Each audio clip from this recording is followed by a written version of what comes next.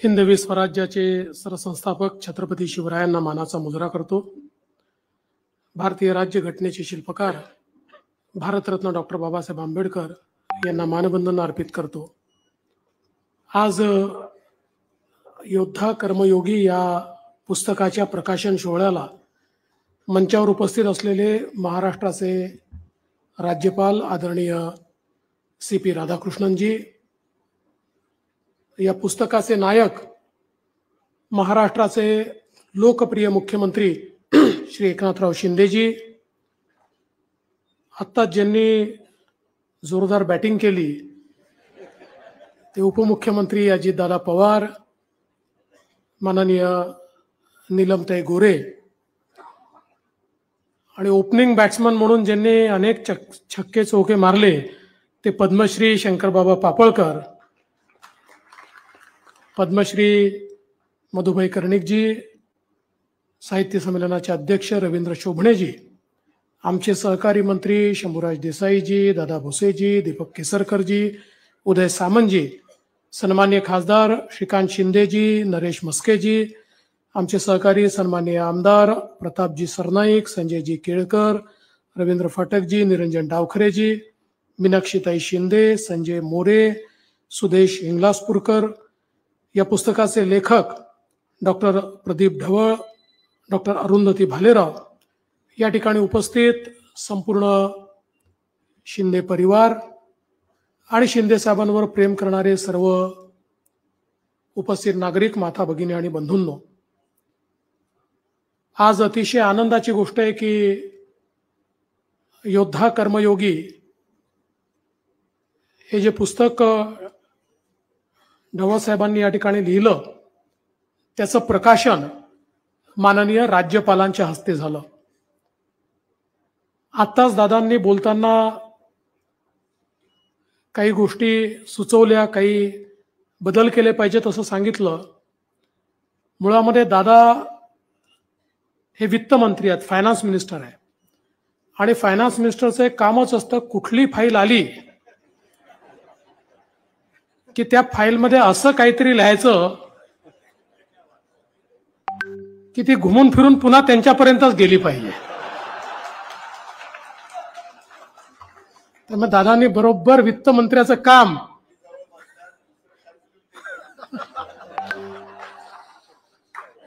नाही, तुमचाच कित्ता गिरवता गिरवता मलाही त्याच्यामध्ये एक गोष्ट सापडली की त्यातलं जे 29वे प्रकरण आहे ते मी वाचत होतो, तर त्याच्यात शिंदे साहेबांची जी घोषणा पत्रकार परिषदेत मी केली होती की आम्ही असं असं दिलेलं आहे, तर ती आपण राजभवनाला केली होती, ती सागर बंगल्यावर आली आहे. तर आता दुसऱ्या आवृत्तीमध्ये ते पण आपण बदल करून टाकू, आणि ती राजभवनावर झाली होती. आणि दादा मगाशी असं म्हणाले की ते आमच्यापेक्षा सिनियर आहेत आणि तेच मागे राहून गेले, पण दादा तुम्ही आणि मी जो रेकॉर्ड केलाय तो कोणी तोडूच शकत नाही. म्हणजे 48-72 तासाचा रेकॉर्ड तर आपला आहेच, पण त्याहीपेक्षा मी असा मुख्यमंत्री झालो की जो एकाच टर्म मध्ये मुख्यमंत्री झाला, विरोधी पक्षनेताही झाला आणि उपमुख्यमंत्री झाला. आणि तुम्ही एकाच टर्म मध्ये उपमुख्यमंत्री झालात, परत विरोधी पक्षनेते झालात आणि परत उपमुख्यमंत्री झालात. त्याच्यामुळे राजकारणामध्ये अनेक रेकॉर्ड या ठिकाणी होत असतात, पण मला असं वाटतं जो रेकॉर्ड शिंदे साहेबांनी तयार केला तो यापुढे तुटणं कठीण आहे. सत्ता पक्षातनं बाहेर पडायचं, विरोधी पक्षासोबत जायचं आणि मग सत्ता तयार करायची, अशा प्रकारची जी हिंमत त्यांनी दाखवली, ही मला असं वाटतं की खऱ्या अर्थानं या पुस्तकाचा नायक त्यांना बनवते. शिंदे साहेबांसोबत अनेक वेगवेगळ्या कॅपॅसिटीमध्ये मला काम करता आलं. आम्ही आधी सहकारी म्हणून काम केलं, मग मी मुख्यमंत्री आणि ते विरोधी पक्षनेता असं काम केलं, मग मी मुख्यमंत्री आणि ते मंत्री असं काम केलं, मग ते मंत्री आणि मी विरोधी पक्षनेता असं काम केलं, मग ते मुख्यमंत्री आणि मी उपमुख्यमंत्री असं आता आम्ही काम करतो. या ठिकाणी पद कुठली असतील तरी इतके वर्ष आमचे संबंध मात्र नेहमी सारखे राहिले. पहिल्या दिवशीपासनं जी काही आमची मैत्री त्या ठिकाणी तयार झाली, पहिल्या दिवशीपासनं जो काही एकमेकांवरचा विश्वास हा निर्माण झाला, त्यातून मला असं वाटतं की वेगवेगळ्या कॅपॅसिटीत काम करतानाही आमचा तोच विश्वास एकमेकावर कायम राहिला. आणि म्हणूनच ज्यावेळी असं लक्षात आलं की आता राज्यामध्ये हिंदू हृदय सम्राट शिवसेना प्रमुख बाळासाहेब ठाकरेंचं हिंदुत्व हे संपवण्याचा प्रयत्न होतोय, त्यावेळी वेगवेगळ्या बाकांवर असलेले आम्ही एकत्रित आलो आणि त्या ठिकाणी सरकार तयार झालं. आणि ते सरकार इतकं प्रभावी झालं की काही दिवसात आमच्या मॅग्नेटनी अजितदादांना ओढून घेतलं आणि या ठिकाणी आमच्या तिघांचं सरकार स्थापन झालं. खरं तर या संपूर्ण पुस्तकामध्ये शिंदे साहेबांचा जीवन प्रवास आपल्याला पाहायला मिळतो. आणि मगाशी या ठिकाणी पापळकर बाबांनी अतिशय चांगलं काम केलं, ते म्हणजे शिंदे साहेबांच्या परिवाराकरता आणि विशेषतः त्यांच्या वडिलांकरता आणि वहिनींकरता या ठिकाणी सर्वांना टाळ्या वाजवायला लावल्या. खरं तर एक अतिशय खडतर आयुष्य जगत, म्हणजे पुस्तकात आपल्या लक्षात येतं की पहिल्यांदा मुंबईला आल्यानंतर त्यांचे वडील संभाजीराव आणि आई गंगूताई या वाळकेश्वरमध्येच राहायच्या. त्यावेळेस कदाचित कोणाला हे माहिती नसेल की छोट्याशा वाळकेश्वरच्या घरात राहणारे किंवा त्या भागात राहणारे त्यांचाच मुलगा एक दिवस त्याच वाळकेश्वरमध्ये वर्षा बंगल्यावर राहायला जाईल असं त्यावेळी कोणाला वाटलं नव्हतं. पण त्यातनं त्यांनी जे संस्कार दिले, त्यांनी ज्या प्रकारे एकनाथरावांना घडवलं आणि त्यातून मला असं वाटतं की त्यांचं व्यक्तिमत्व हे घडत गेलं. हे खरं आहे की नंतर राष्ट्रीय स्वयंसेवक संघाच्या संपर्कात आले, आनंद दिघे साहेबांच्या संपर्कात आले, बाळासाहेब ठाकरेंच्या श्रद्धेय बाळासाहेब ठाकरेंच्या संपर्कात आले.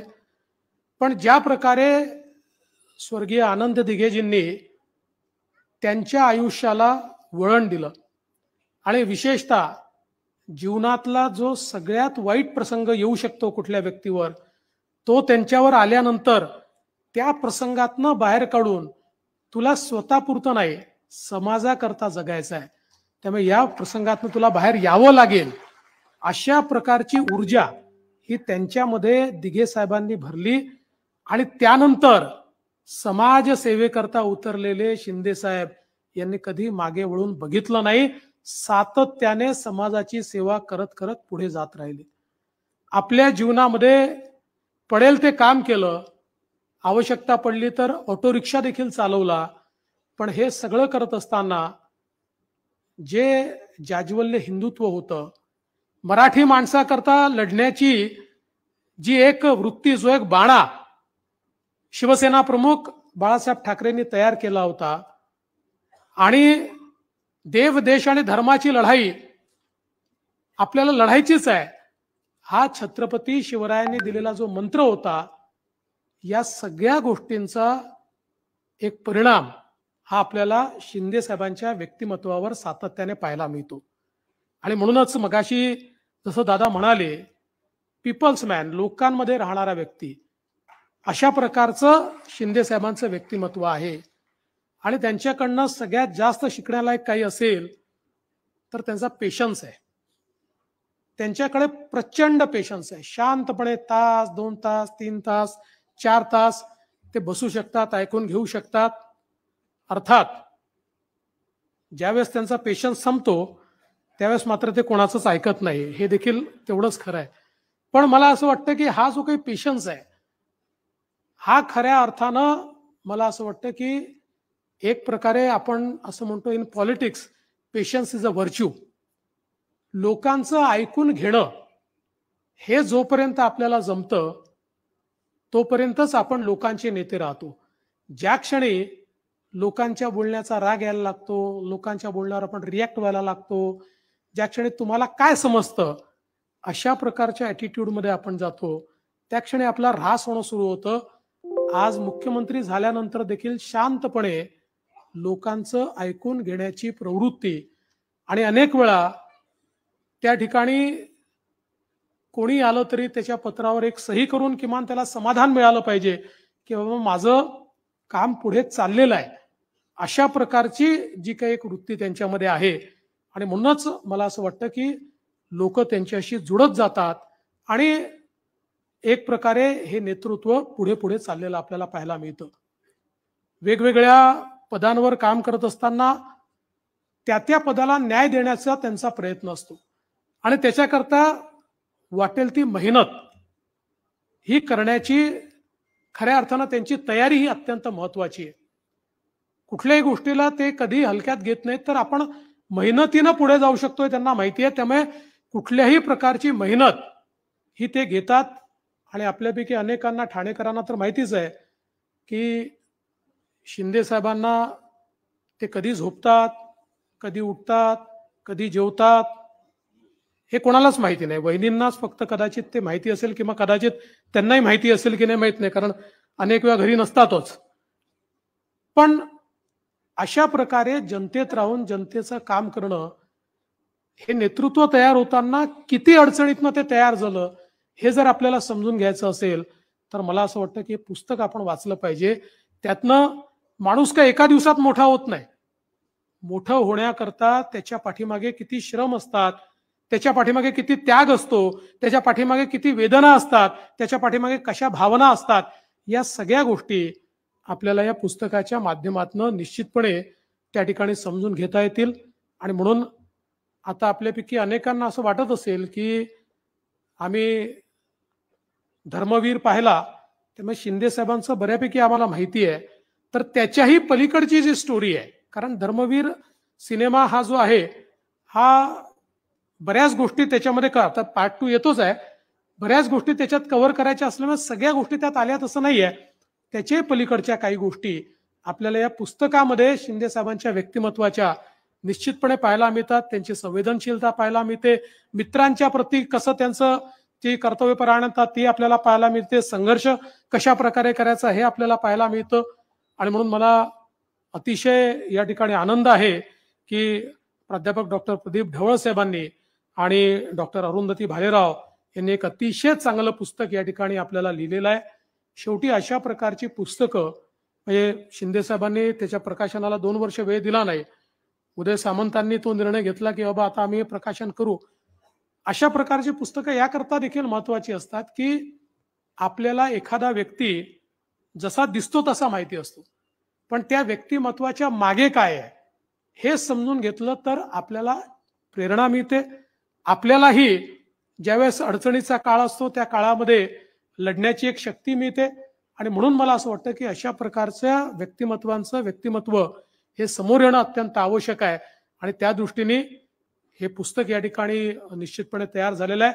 आपल्यापैकी प्रत्येकाने ते वाचावं आणि लवकरच याची दुसरी आवृत्ती ज्यावेळेस निघेल त्यावेळी सहयोगी संपादक म्हणून अजित पवार साहेबांना देखील त्याच्यामध्ये आपण सगळ्यांनी घ्यावं एवढीच विनंती करतो आणि माझं बोलणं संपवतो. धन्यवाद. जय हिंद, जय महाराष्ट्र.